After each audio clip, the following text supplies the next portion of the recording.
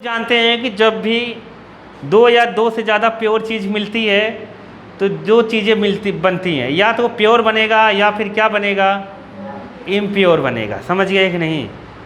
नहीं समझे? या तो प्योर बनेगा या फिर क्या बनेगा, इम्प्योर। दो प्योर चीज़ मिलेगी तो प्योर भी बन सकता है और क्या बन सकता है, इम्प्योर। तो सॉल्यूशंस जो है ना, सॉल्यूशंस वो मिक्सचर है। क्या है? मिक्सचर है। तो मतलब वो प्योर नहीं है। क्या नहीं है? देखो जैसे H और H प्योर मिला तो H का मॉलिक्यूल्स ये बन गया, ये प्योर है। ये अपने को यहाँ पर नहीं पढ़ना है, ये केमिकली बना है। अपने को फिजिकली दो प्योर चीज़ों को मिलाना है।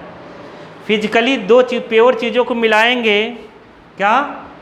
फिजिकली दो प्योर चीज़ों को मिलाएंगे। फिजिकली का मतलब समझ रहे हो?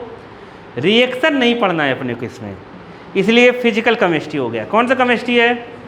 Physical chemistry. समझ गए? इसमें दो प्योर चीज़ों को ऐसे मिला देना है। जैसे अभी हम लोगों ने पढ़ा डी ब्लॉक में, क्या पढ़ा? एलॉय। क्या पढ़ा? एलॉय। इट इज एलॉय क्या है? एक होमोजीनियस मिक्सचर है। होमोजीनियस मिक्सचर का मतलब क्या है? सॉल्यूशंस क्या है? टू या more than two pure substance का क्या, होमोजीनियस मिक्सचर। नहीं समझ पाए? होमोजीनियस मिक्सचर है ऑफ टू या मोर देन किसका, टू प्योर सब्सटेंस कंपोनेंट। जो भी तुम्हारी इच्छा हो लिख दो। नहीं आया समझ में? नहीं समझे? ये तो ये होमोजीनियस मिक्सचर है। होमोजीनियस मिक्सचर का मतलब क्या? होमोजीनियस मिक्सचर का मतलब सेम फेज। क्या रहे? सेम फेज रहे। सेम फेज का मतलब समझ गए? मतलब हर जगह उसे कॉन्स्टिट्यूएंट्स का डिस्ट्रीब्यूशन सेम होना चाहिए। कॉन्स्टिट्यूएंट्स का डिस्ट्रीब्यूशन सेम होना चाहिए। जैसे समझो, एक गिलास पानी ले लिया, एक गिलास पानी ले लिया, समझ गए? उस पानी में हमने शुगर को डाल दिया और शुगर कंप्लीटली अगर डिज़ोल्व हो जा रहा है तो उसका फेज सेम हो जाएगा। मतलब ऐसा नहीं कि नीचे सॉलिड रहेगा ऊपर लिक्विड रहेगा, ऐसा नहीं रहेगा। हर जगह लिक्विड फेज ही हो जाएगा और तुम चाहे जहाँ का वाटर उठा के चखोगी सेम मिठास देगा। देगा कि नहीं देगा?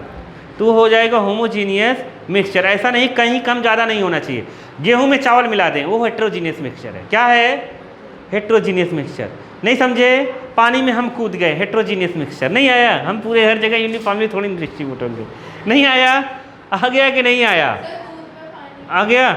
दूध में पानी, हेट्रोजीनियस मिक्सचर। कौन सा मिक्सचर है? हेट्रोजीनियस है। कौन सा है? समझ गए कि नहीं? क्या हुआ? क्या हुआ? हेट्रोजीनियस इसलिए होगा, मलाई कहीं अलग रहती है, वो कहीं अलग रहता है। अरे सर उबाल दो तो पानी अलग हो जाएगा। हाँ, नहीं समझे? नहीं समझे? अरे जो दूध होता है ना, उसमें क्रीम वाला पार्ट का पोर्शन कहीं कहीं अलग अलग दिखता है। नहीं समझा? हम होमोजीनियस नहीं कर सकते उसको। अरे नहीं आया? ये 9th में भी पढ़ाया जाता है कि होमोजीनियस मिक्सचर नहीं है दूध। नहीं समझ पाए क्या? हेट्रोजीनियस है। नहीं आया? होमोजीनियस मिक्सचर में टिंडल इफेक्ट नहीं शो होता। क्या नहीं शो होता? Tyndall effect. टिंडल इफेक्ट का मतलब लाइट का पाथ नहीं होता। अगर होमोजीनियस मिक्सचर रख के, मतलब शुगर वाटर ऐसे ट्रांसपेरेंट ग्लास में शुगर सोल्यूशंस रख के, मतलब शुगर एंड वाटर सोल्यूशंस रख के, समझ गए कि नहीं? समझ गए? शुगर और वाटर का सोल्यूशंस रख के अगर हम लोग यहाँ से लाइट पाथ टार्च जलाएं, क्या जलाएं? टार्च जलाएं, इसमें इसका पाथ नहीं शो होगा। अगर होमोजीनियस मिक्सचर होगा ना तो पाथ नहीं शो होगा, कभी शो ही नहीं होगा। नहीं है समझ में? तो तुम्हें खुद पता चल जाएगा कौन सा होमोजीनियस, मतलब टिंडल इफेक्ट नहीं शो होगा। क्या नहीं शो होगा? टिंडल इफेक्ट नहीं शो होगा। जैसे यहाँ पर तुम्हें पाथ नहीं दिख रहा है लाइट का ना। नहीं आया समझ में? नहीं समझ पाए क्या? मैं क्या बोला? आ गया? अपने सिलेबस में जो है केवल बाइनरी सॉल्यूशंस है। Binary solutions. कौन सा सॉल्यूशंस है? Binary solutions. बाइनरी सॉल्यूशंस का मतलब क्या है? सॉल्यूशंस कई तरीके का है। बाइनरी, क्वाटर्नरी, टर्सरी, कई है। समझ गए? क्वाटर्नरी का मतलब उसमें 4 कंपोनेंट रहेंगे। कितने कंपोनेंट रहेंगे? 4। अपने सिलेबस में जो है वो केवल कौन सा है? बाइनरी। बाइनरी का मतलब केवल 2 कंपोनेंट्स। कौन सा? 2 कंपोनेंट, 2 कॉन्स्टिट्यूएंट्स, 2 सब्सटेंस ही रहेंगे। क्या रहेगा? 2 सब्सटेंस ही रहेंगे सॉल्यूशंस में। तो अपने को केवल बाइनरी सॉल्यूशंस पढ़ना है। कौन सा सॉल्यूशंस?